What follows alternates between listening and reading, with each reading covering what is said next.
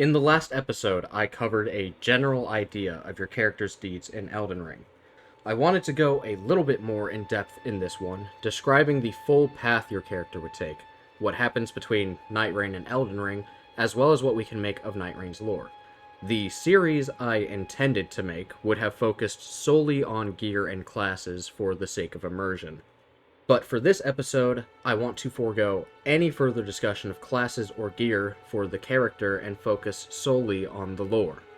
Now, we know from the lore of Elden Ring that our character is a Tarnished, a warrior sent out by Marika to essentially just go and die.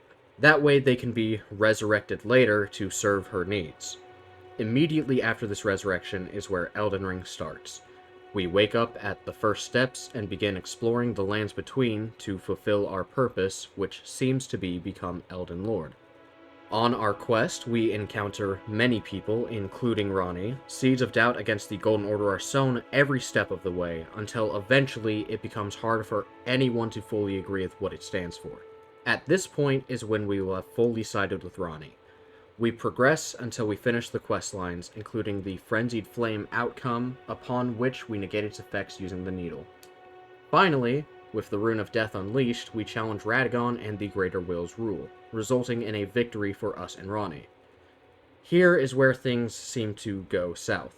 We find out either through guidance of grace or rumors that there's a plot. We investigate this, and we encounter the DLC. We proceed to enter the Shadow Realm, and the storyline is pretty straightforward in Shadow of the Erdtree. We do NPC quests and kill bosses up until we burn the protection around Anir Elim and challenge Miquella, and we win. This is where Elden Ring leaves off, and it is from here that speculation and reasoning between the two games is required. Now, before going any further, just a quick warning. For this next segment we get into, we are reading lore and item descriptions from inside Nightreign. Thus, you can expect a few minor spoilers in this section of the video. Now, we know a few things happen for certain, based on descriptions of gear. The Elden Beast was slain, and Ranni did get married. The only clue I could find about the DLC's existence is in the appearance of the Golden Hippopotamus, and the Saint Trina sword description. The description quotes, "Saint Trina is an enigmatic figure. Some say she is a comely young girl, others are sure he is a boy.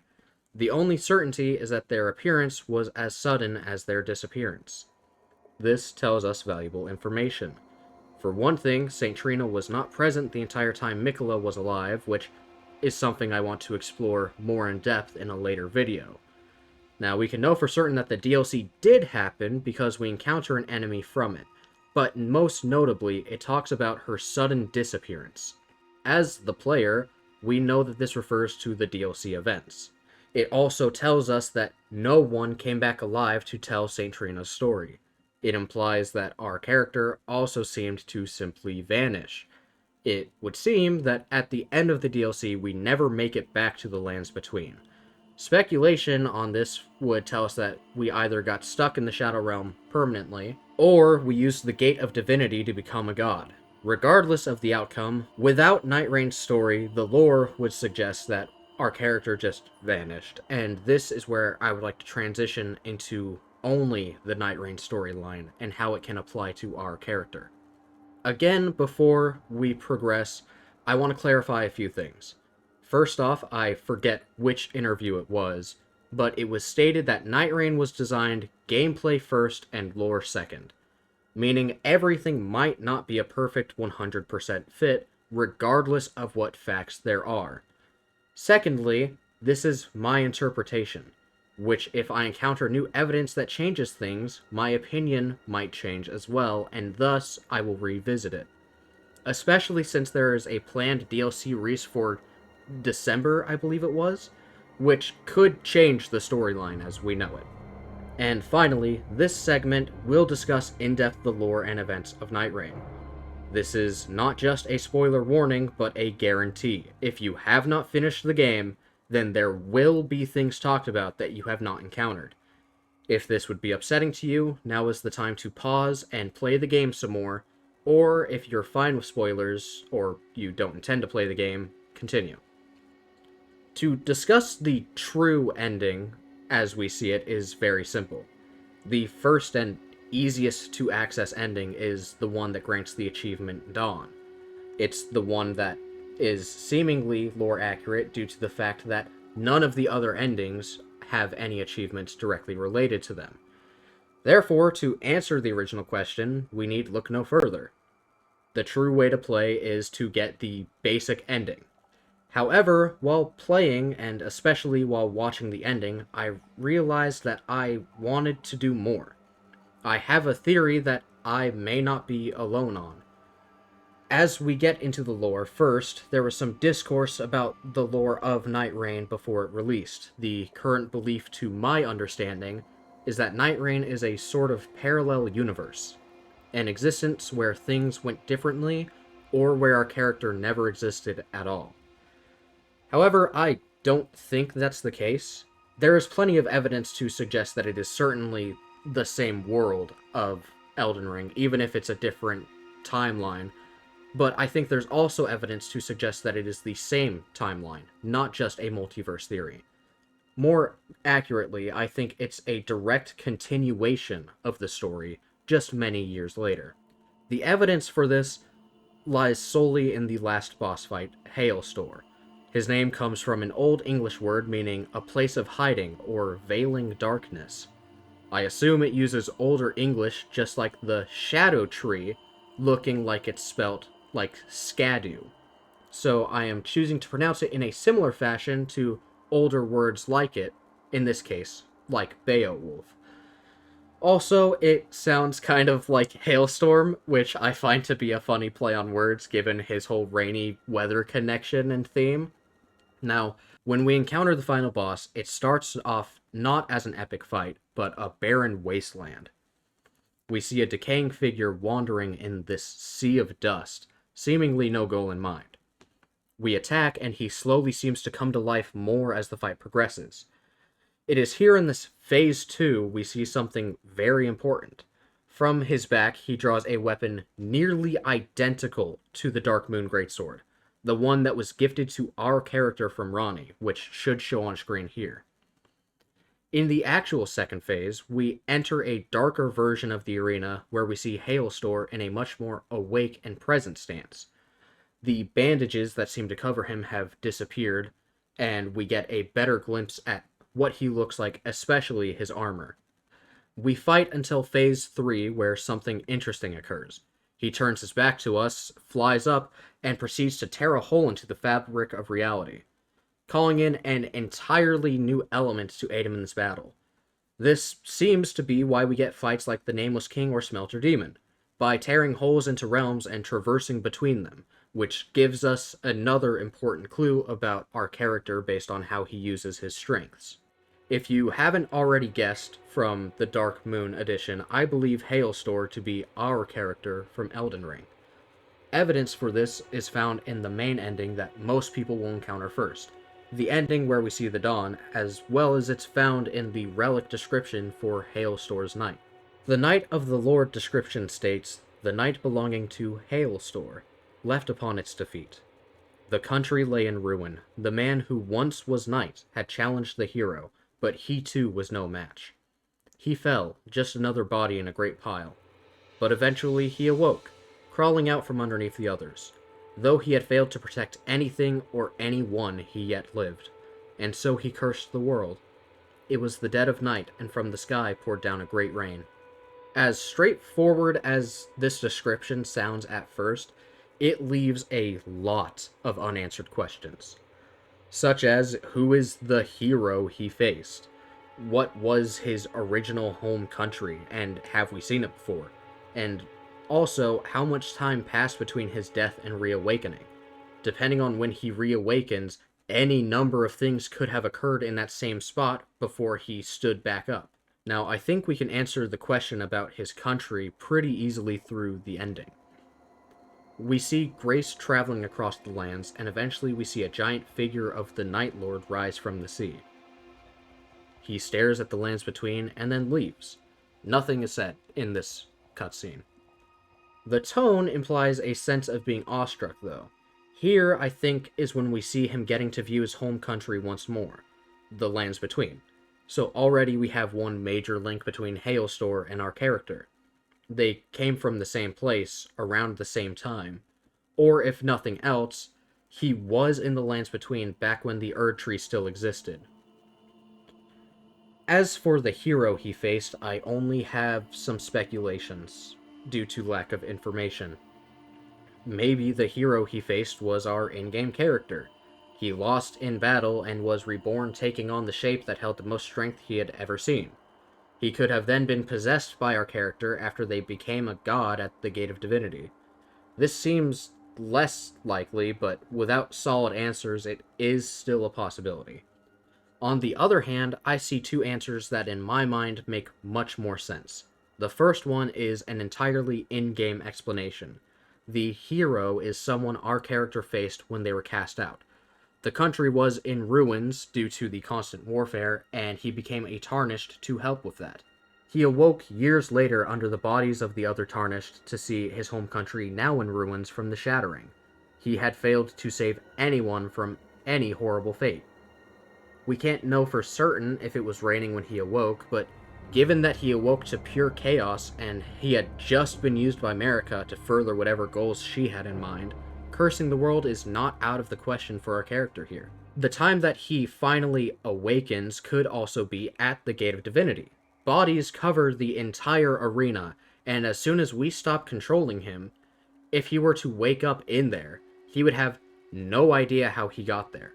Whichever one happens, it's hard to say. Again, lack of context. But this leads into the other idea I have, which is the hero is us, the player. He failed when he challenged to join us and thus joined the pile of heroes we play as, only to then live on to see the ruin and carnage we left behind whilst using him. He was stuck in the Shadow Realm, and like I said, awakens to this horrible state of bodies everywhere. Even though they aren't fresh, it would still be a terrifying sight to see upon waking up after you lost a battle with seemingly an outer god. His powers of seeming to travel between realms, which borders on fourth wall breakage, would also help support this story. It opens up the possibility for him to be the main antagonist in every other FromSoft game, as he would most likely become a god solely to fight us. Which is another interesting detail is in the design of Hailstor. Now, I had previously said that the lore-accurate armor of our Tarnished would be the Raging Wolf armor or the Armor of Solitude. Looking at the Armor of Solitude, we can notice some similarities, especially in its peculiar shaped helmet. FromSoft has used this design before. The vertical bars are present in a few other armor sets, such as Havel, the Dancer of the Boreal Valley especially, Lothric Knights, and the Soul of Cinder. Now, looking at Hailstor, the most notable parts of his chest armor are missing, and thus it's hard to grasp its original appearance. But his helmet, the vertical bars are nearly identical to the others, just frayed and worn thin. The shoulder guards, the legs, nearly every part of its design lines up with the Solitude armor. While some changes have occurred, like the skirt part, and the cloak, if it was there, would have been torn to pieces, absolutely. The biggest difference lies in the armor itself looking worn down. It also has gained these spikes as if it had been disintegrating and started to blow away. It looks reminiscent of the Solitude armor mixed with the Soul of Cinder, frankly. This helps to add to the second idea that I had given, which is that he is the antagonist of every other FromSoft game. But again, without solid evidence, it's hard to prove. Now, if we read the description of the Solitude armor, it states the nameless mausoleums of the Realm of Shadow are said to hold the spirits of warriors who lost their names or their hearts. And even this can apply to our character. A warrior who was trapped in the Shadow Realm for unknown amounts of time could certainly forget his name and join the others. For now, I think I will choose to say an entirely in-game solution makes more sense lore-wise than the fourth wall-breaking deity who wants to fight the player of the games. Until I receive further information confirming or denying the secondary theory, I just have to choose the one that makes the most sense in the world of Elden Ring itself. And now that we've reached the end of what lore we can explore, I would like to put everything together and tell the full story of Hailstor as I have understood it.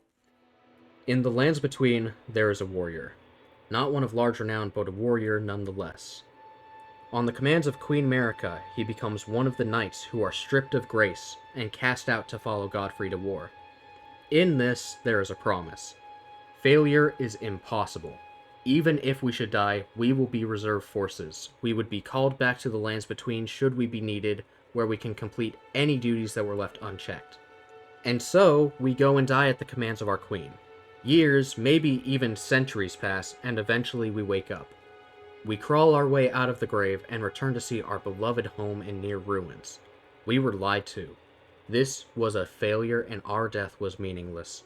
A trend would be started here, but we have yet to curse the world or its inhabitants. We re-explore the lands between and we uncover the full story.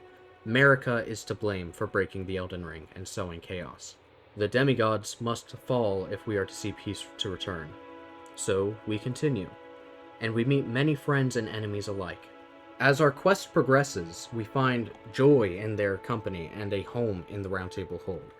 Even better as we finally pledge ourselves to Ranni to serve a new idea for a new age. One untainted by the flaws the Golden Order held. One of chaos, yes, but also one of freedom and a potential for peace. So we fight. We complete many quests, inherit and subdue the Frenzied Flame, and after a long journey we finally challenge Radagon and the Elden Beast. Upon our victory, Ranni takes her throne, but we cannot rest. The guidance of grace still shows a goal, and whispers rumor of a potential lord to usurp our rule.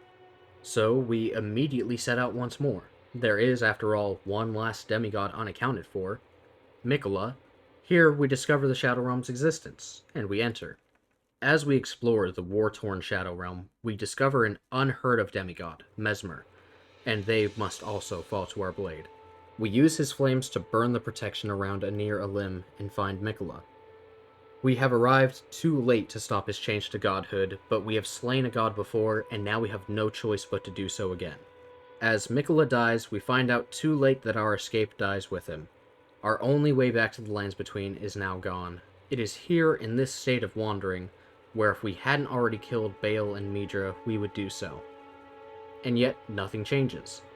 We explore the Shadow Realm for years, and with every day that passes, it could mean chaos for our home.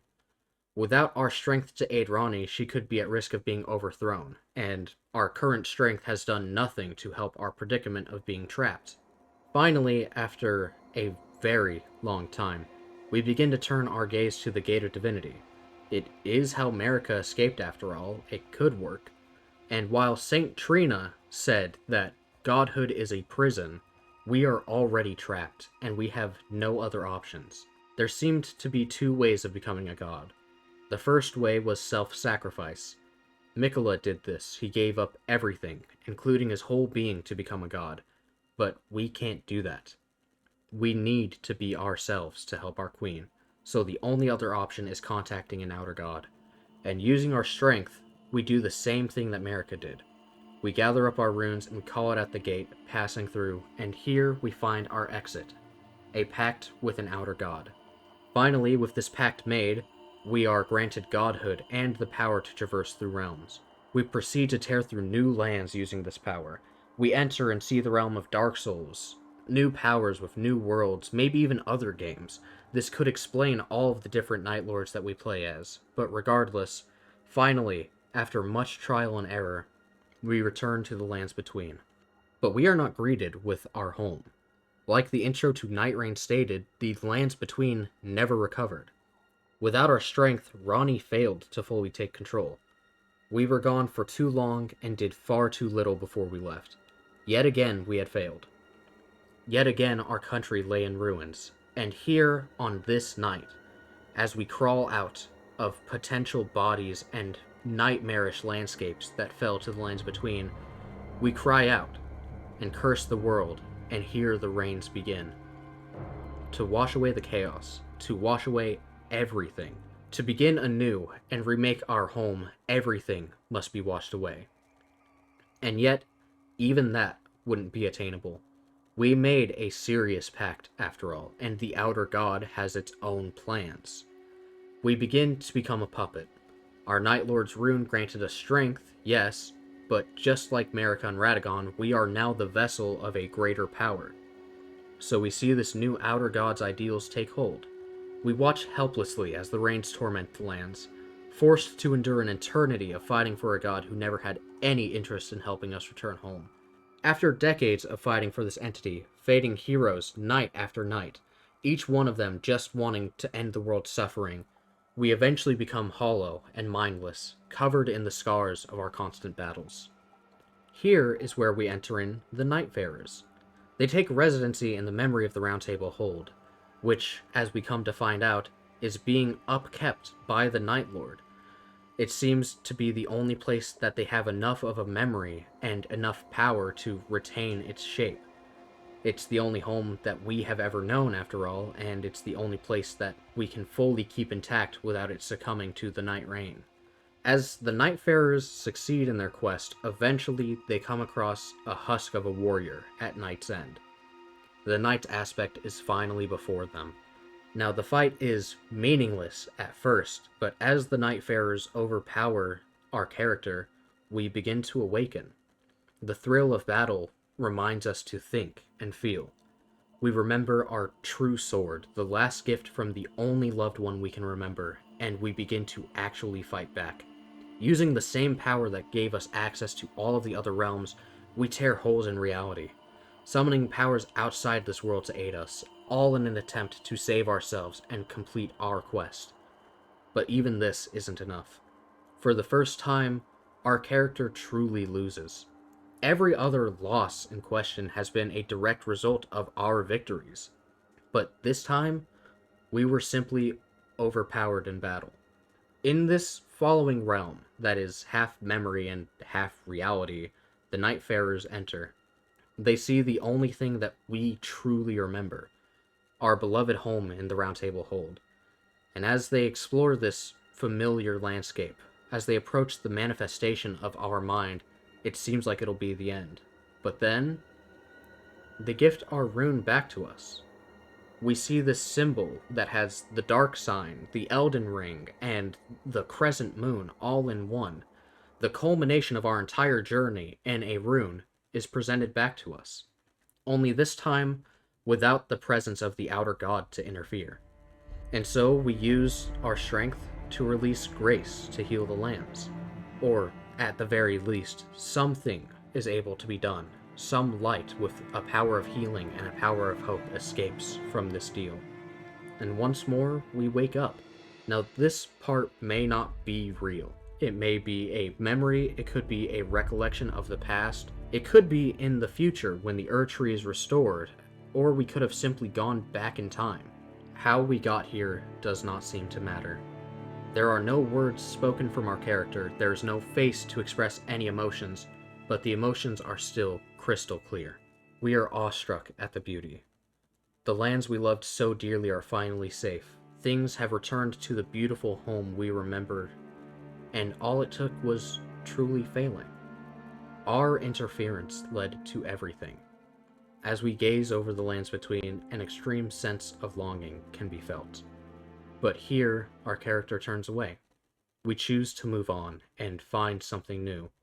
Or we choose to simply fade away and let peace reign over our home. It's interesting to see how the true ending and thus the true way to play varies so differently than the other FromSoft games. Especially since I feel it connects so much more with me than any of the other endings did. It's not some hidden ending locked behind the hardest questline, only known to a select few or those who are willing to look it up and ruin their immersion. To beat Nightreign, all you have to do is play just enough to beat the final boss, and then you've done it. Even its message is a near polar opposite to the endings of the other FromSoft games. For example, Dark Souls 3 ended in a state of uncertainty. Where would the story go? Would things ever be okay? What happens now? But in contrast, Nightreign answers everything through a silent understanding. What happens now? Now the lands between can finally know peace. Where will the story go? It's not our place to know. We've done our part. And will things be okay? It's hard to say, but we do the thing that would help the most. We step back and decide that we have done enough. The ending of Nightreign concludes the story of a character who faces the end and finally finds closure through inaction. Hailstorm and us, as the players, end things by seeing a glimpse of home. We finally see the beauty of the lands we grew so familiar with, and with that, Hailstorm can turn away, and with a solemn satisfaction we can finally know peace. I don't know what the DLC will entail, what it will change about any of this. In a way, I hope it changes very little. In my mind, this ending is beautiful. And for a saga as sad as what FromSoft has told, I could not imagine a more breathtaking and perfect conclusion to my favorite games. And FromSoft has a special place in my heart. They tell stories of sadness, yes, but in each tale of sadness there is also hope, elegance, and a promise of new beginnings. For each terrible and horrible world-ending threat, there is also extraordinary beauty. They have this unique ability to blend the good with the bad in such a grand way. It's present everywhere in their lore. Take the gods, for example. They are almost to a fault greedy, evil, self-serving, terrible beings, responsible for nearly every bad thing that we ever see occur in the games. But they also make up the worlds we explore. So simultaneously, they are responsible for all of the good things, all of the beauty, and all of the peace. I could rant on and on about all of FromSoft's games and the impacts they have had on my life, but Elden Ring and even Nightreign are still even more special in comparison. The ending of this game series finally allowed me to truly understand the most valuable lesson I have learned yet. I love immersing myself, and I do love finding the lore accurate ways to do things. But while I will still choose to play the way that lore suggests your character would, I finally found the true answer to the question that originally started the entire series that I had previously intended to make.